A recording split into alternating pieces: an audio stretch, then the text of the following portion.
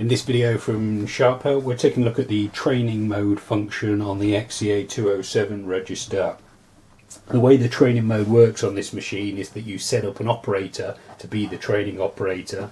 Then when you log in as that operator, all the sales are recorded under the training mode, and you have training appear on every till receipt. You can then, to turn the mode off, you simply log back in as a normal operator and the till will work as normal. So it's a really simple, quick way of training someone on using the machine. So the first thing to do is to set up the training mode, is to go into the program mode, so line 6 and then setting line 2, and then you're looking for personnel once you're in the main setting mode of the program menu, TLNS to enter, and then you have training clerk here, line 4. You go into there and all you do is type in the number of the operator that you want to be training. I'd recommend probably not using operator 1. For this demo I'm going to use operator 10. Simply type in 10, TLNS, escape cancel, and that's it. That is the training clerk set up. So if you want to use the training mode to train someone on using the register, you simply log in as the training clerk, then show them how to use it.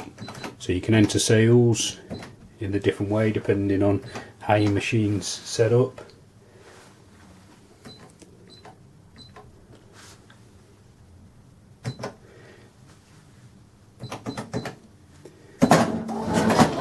The only way you know you're in a training mode is that when you get a receipt printout, it says training in bold on the receipt. And then also, depending on how your machine's set up, when you do your end of day Z report, you'll have a separate total for your training sales, training mode sales. So I'll just run a report now and we can see there TR 3588, which means we put 3588 through the training mode, and you'll see that the training mode sales didn't appear on the normal bit of the report where you have the departments and all that sort of thing. So it's properly not in the report. There is a way of actually switching the training mode off here, but that's shown in a different video.